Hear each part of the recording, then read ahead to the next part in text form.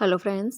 सबसे पहला टिप है कि हम ड्राई फ्रूट्स को कंटेनर्स में रखें और उनको अच्छे से डेकोरेट करेंगे तो और भी अच्छा लगेगा। ये साथ ही सुरक्षित रहेंगी और सुंदर भी। तो इस तरह से हम इस टिप को आजमा सकते हैं। अच्छे कलर और फ्लेवर के लिए हमें केसर को कुछ समय के लिए गर्म पानी में भिगोना चाहिए। आलूओं को काटते समय हमें पानी में डालना चाहिए ताकि वो काले ना हों। अक्सर हमारे आलू नहीं तो काले हो जाते हैं, तो आप इस टिप को भी आजमा सकते हो।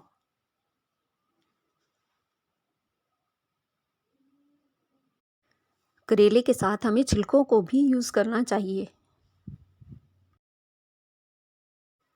करेले के बीजों को हमें निकाल देना चाहिए ताकि करेले कड़वे नहीं बने।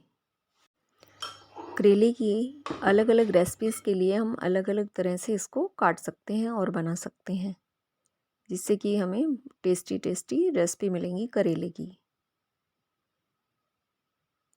आप इसको गोल काट सकते हैं, लंबे भी काट सकते हैं और भरवा भी काट सकते हैं। तो इसको इस तरह से काट सकते हैं।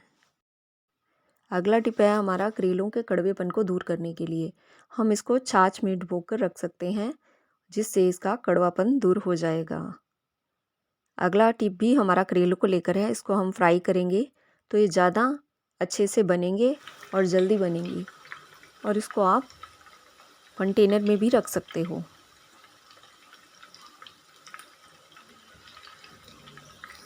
इंस्टेंट आलू चिप्स बनाने के लिए हम इनको फ्राई कर सकते हैं और इंस्टेंट चिप्स बना सकते हैं बच्चों के लिए। तो ये भी बहुत अच्छा टिप है। हम करेलों को आलू के साथ, प्याज के साथ और मसालों के साथ इस तरह से अलग अलग बना सकते हैं। हम डिशेस के लिए टूटी फ्रूटी को घर पर ही बना सकते हैं, पपीते और तरबूज के छिलकों से। अगला टिप है हमारा मसालों को लेकर। हम मसालों को इस तरह से इकट्ठा करके मिलाकर रख सकते हैं ताकि जब भी हमें कोई सब्ज़ी सूखी बनानी हो या कोई भी सब्ज़ी बनानी हो तो हम उसमें ये मसाला डाल दें और हमें अलग से मसाले ना लेने पड़े। बहुत ही काम का टिप है ये, और ये सूखी सब्जियों में तो बहुत ही अच्छा टिप है। इस तरह से हम सूखी सब्जी में इसको यूज़ कर सकते हैं और भी सब्जियों में यूज़ कर सकते हैं।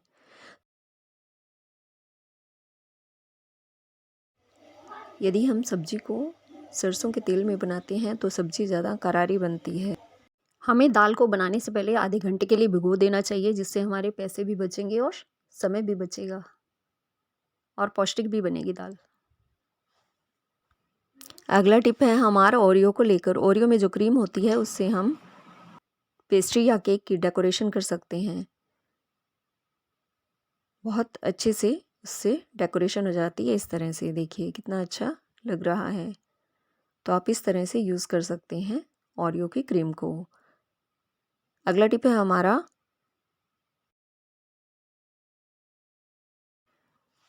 चाशनी के लिए हमें सिंथेटिक कलर्स की बजाय केसर का यूज़ करना चाहिए, जो कि हमारी सेहत के लिए बहुत ही अच्छा है। तो आप इस तरह से यूज़ कर सकते हैं इसको। टेस्ट भी अच्छा आएगा और हेल्थ भी बनेगी।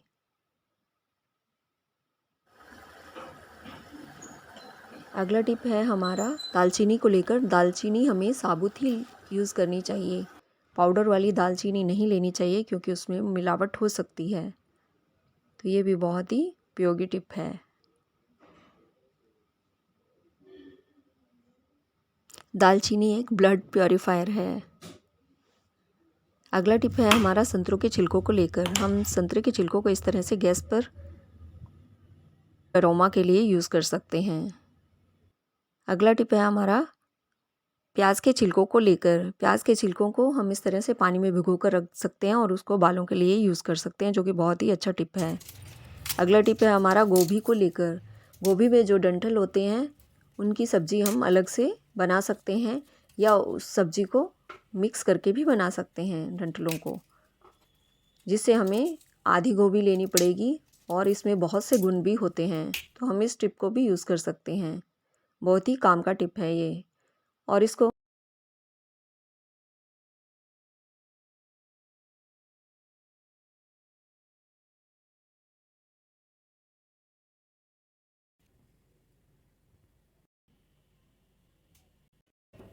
यदि हम प्याज को पानी में भिगोकर काटते हैं तो हमारी आंखों से आंसू नहीं आते हैं, तो ये बहुत ही काम का टिप है, इसको आप यूज़ कर सकते हो।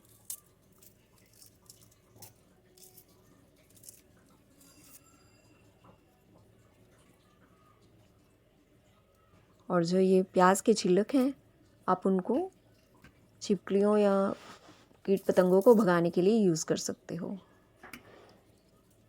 ये भी बहुत ही अच्छा काम का टिप है।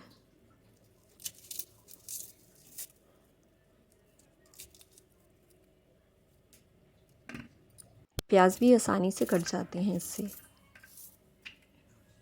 अगला टिप भी हमारा आलू और प्याज को लेकर ही है। आलू और प्याज को कभी भी इकट्ठे नहीं रखना चाहिए, इससे दोनों ही खराब हो जाते हैं। आलू को अलग रखना चाहिए और प्याज को अलग।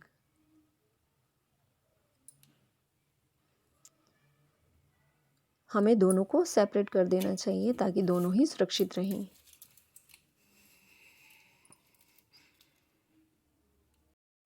अगला टिप है हमारा पालक को लेकर। पालक को आधे घंटे के लिए छोड़ देना चाहिए मीठा सोडा डालकर, और फिर उसको 2-3 बार वॉश करके बनाना चाहिए, जो कि बहुत ही पौष्टिक बनेगा।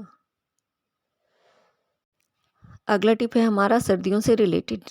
हमें हल्दी और अदरक को इस तरह से उबालकर पीना चाहिए ताकि हमें खांसी जुकाम ना हो और हल्दी के सारे गुण हमें मिले। हल्दी बहुत ही गुणकारी है। कई बार हमारे बॉयल्ड पालक का पानी बच जाता है, तो हमें उसको गिराना नहीं चाहिए, उसको यूज़ कर लेना चाहिए। ये बहुत ही आयरन रिच होता है। यदि हम पनीर में लाल मिर्च और राई का यूज़ करते हैं तो बहुत ही अच्छा बनता है। कई बार हमें ज़्यादा रोटी बनानी होती है, तो हम इस तरह से लोइयों को पहले बनाकर थोड़ा फैलाकर रख सकते हैं और हमारा काम इससे बहुत ही आसान हो जाता है और हम इजीली सर्व कर पाते हैं जो भी हमें करना होता है। तो फ्रेंड्स, आप बताइए कि ये टिप्स कैसे लगे। यदि अच्छे लगे हो तो कमेंट कीजिए, और जो ना भी अच्छे लगे तो भी कमेंट कीजिए। Thank you. मिलते हैं फिर एक नई वीडियो में नई रेसिपीज़ के साथ और नई टिप्स के साथ। Thank you.